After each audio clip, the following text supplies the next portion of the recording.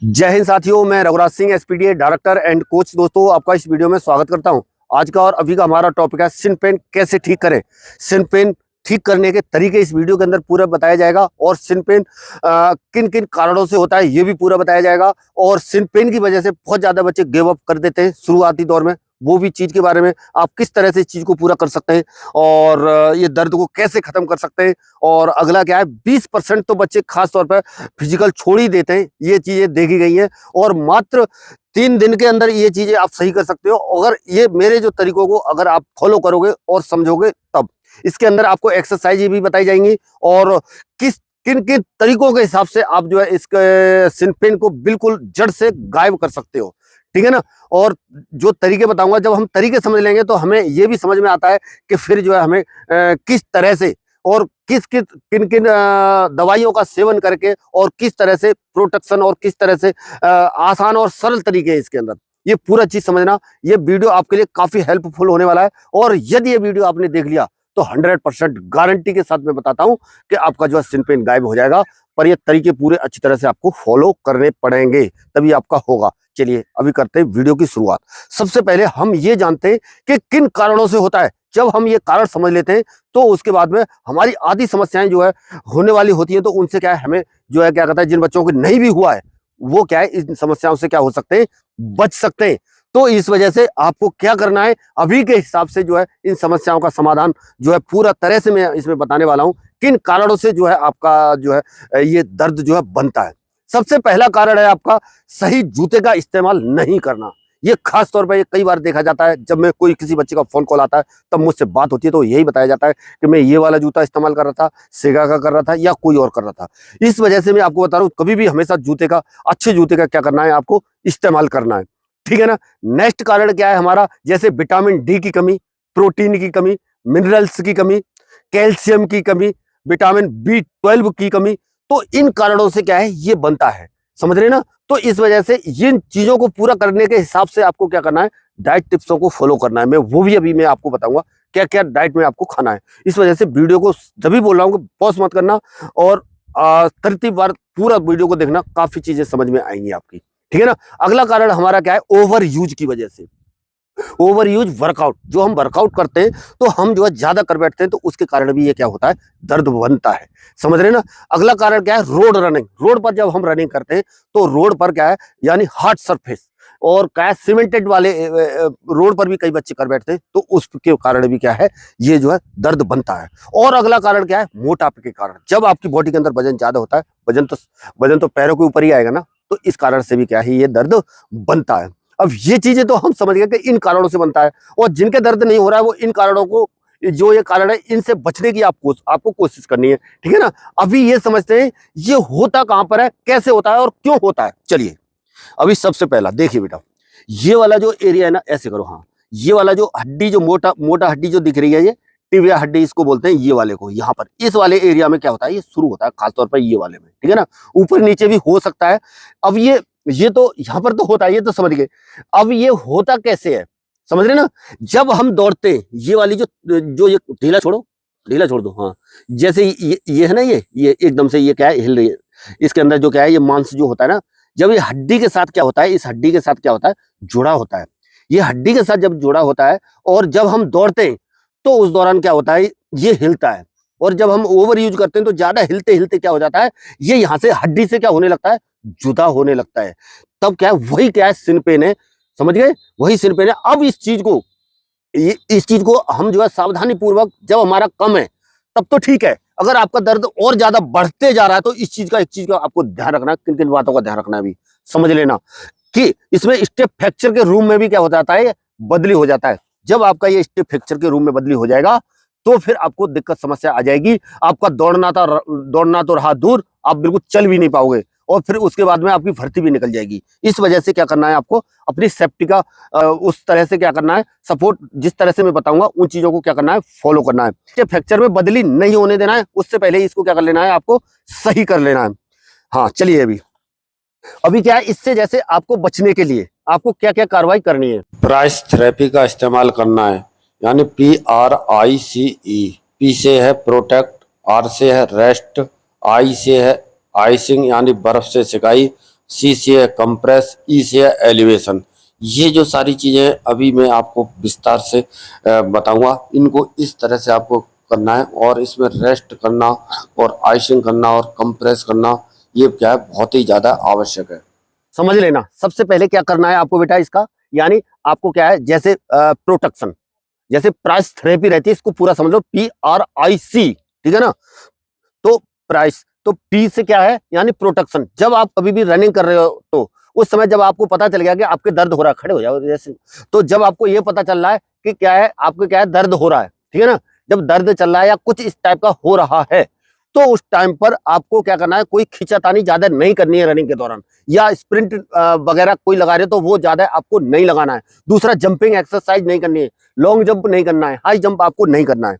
अगला अगला हमारा क्या है, यानी क्या कहता है, रेस्ट, PR, रेस्ट करना है आपको। रेस्ट पहले 3 दिन तक आपको क्या करना है, रेस्ट करना है, और उसी दौरान आपको क्या करना है, बर्फ से क्या करना है, सिकाई करना है। जैसे अभी के लिए हम इसको आइस बॉक्स मान लेते हैं, तो इस तरह से धीरे धीरे क्या करना है, बर्फ से क्या करना है, सिकाई करना है पहले 3 दिन तक। पहले 3 दिन के अंदर मेरे ख्याल से तो सही हो जाना चाहिए, जहां तक है 80% गारंटी के साथ सही होगा। अगर बर्फ से आप सिकाई करते हो, बहुत तगड़ा इलाज है ये, कई बच्चों पर ये प्रैक्टिकल किया हुआ है, इस वजह से इस चीज को आपको पक्का करना है पहले 3 दिन तक।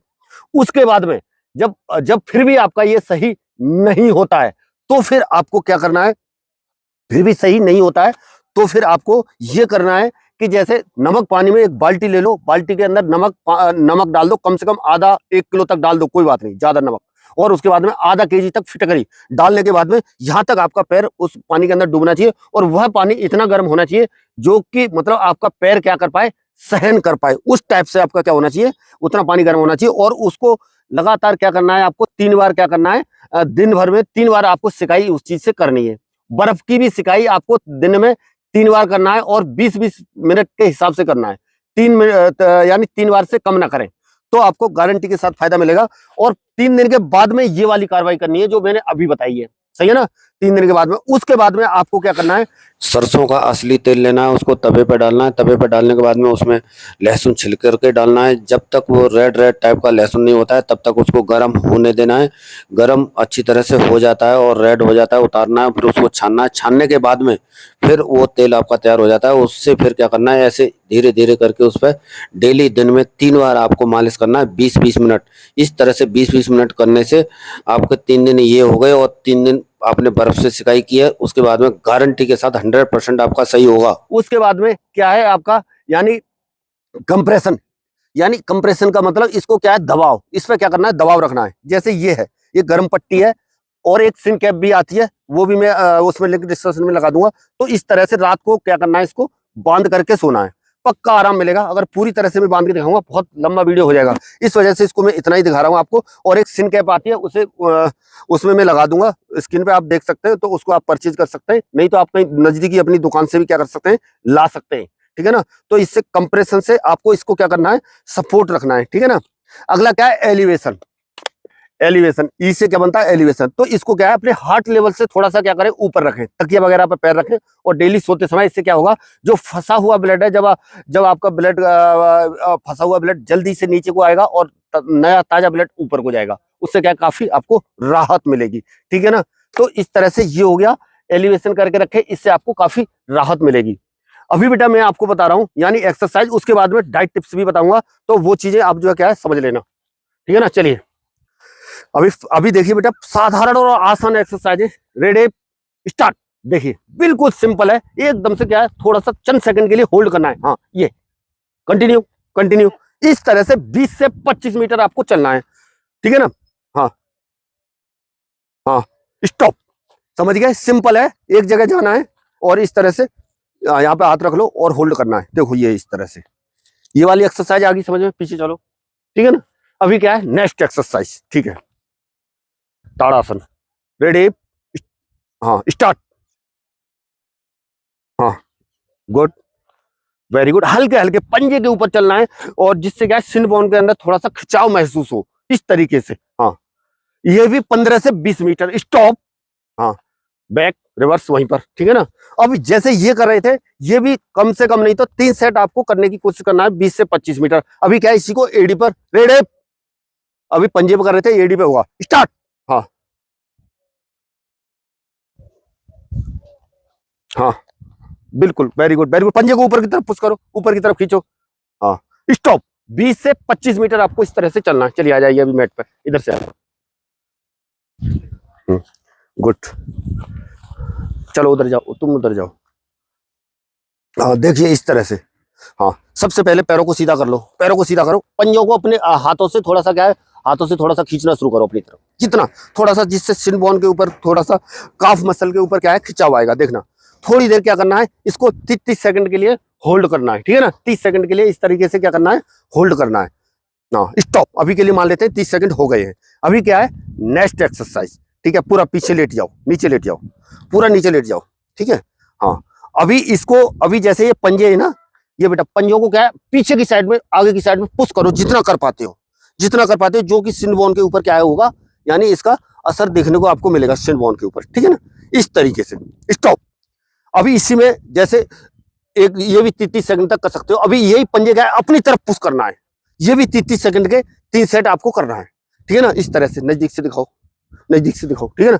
हाँ बिल्कुल, देखो बढ़िया कर रहे हैं बच्चे, अपनी तरफ पुश करो, दबाओ जितना जितना खींच पाते हो। हाँ स्टॉप।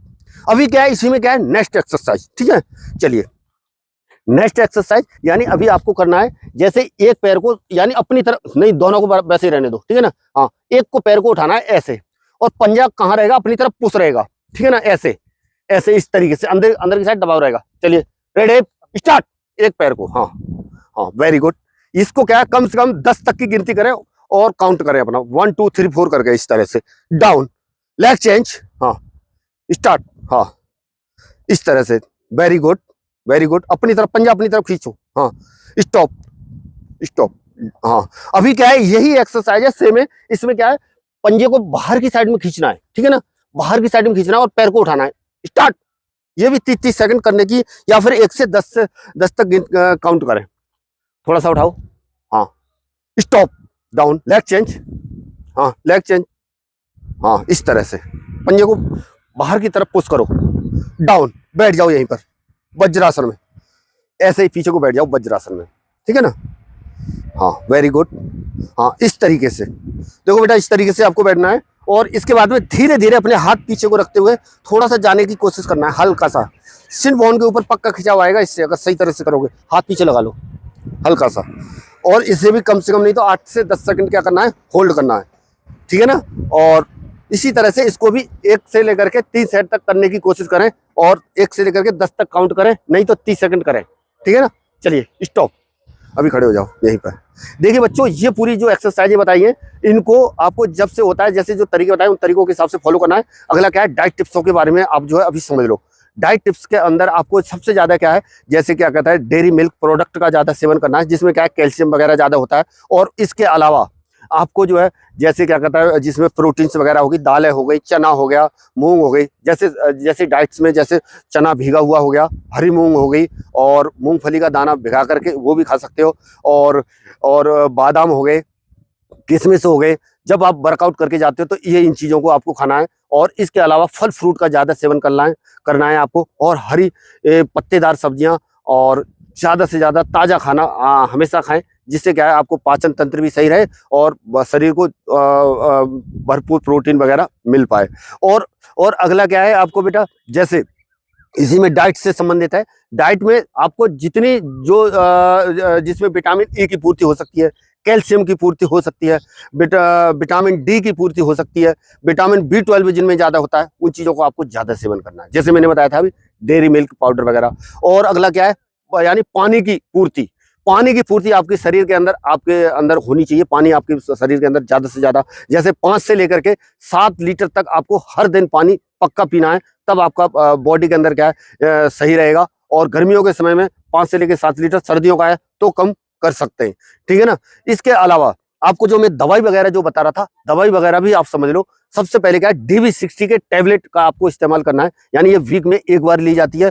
DB60 के, इसको मैं स्क्रीन पर लगा रहा हूँ, उसको आप देख लेना। DB60 के टैबलेट रेड रैपर में आती है, इसको कर सकते हैं। और अगला क्या है, यानी आप जो है फिर भी आपको इससे सही नहीं होता है, या फिर आप वो रिवाइटल को परमानेंट रेगुलरली यूज कर सकते हैं। जैसे रिवाइटल का भी आप स्क्रीन पर देख लेंगे। और दूसरा क्या है, और फिर भी आपको जब आपको दर्द बार बार होता है, एक बार हो जाता है फिर कभी हो जाता है फिर कभी हो जाता है, इसका मतलब आपकी बॉडी उस तरह से ऑब्जर्व नहीं कर पा रही है, तो आपको क्या है एक जो है क्या आता है ओमेगा फैटी एसिड, उसको आपको खाना है, यानी ओमेगा 1000 फैटी एसिड। इसका एक टेबलेट हर दिन आपको खाना है। ये भी आपको स्क्रीन पर नजर आ रहा होगा। इसी तरह से आपको इसको भी परचेज कर सकते हैं। और इसके अलावा आपके जैसे घुटने में दर्द है या एंकल में दर्द है, हमेशा आपके दर्द बना रहता है, तो जॉइंट एनवेदा आ रहा है, वो भी आप स्क्रीन पर देख सकते हैं, उसको भी आप खरीद सकते हैं। उससे भी आपको बहुत ज्यादा फायदा होगा। और एक यानी आप जैसे गुड़ वगैरह का सेवन ज्यादा करें, थोड़ा सा क्या है उसमें क्या है आपका पाचन तंत्र भी सही रहेगा। दूसरा आपको जो है क्या है बहुत ज्यादा हेल्प करेगा रनिंग में भी और वैसे भी। चलिए बच्चों, इसी तरह से मिलेंगे नेक्स्ट वीडियो में नई जानकारी के साथ। तब तक के लिए सभी को थैंक यू। जय हिंद, जय भारत, भारत माता की जय।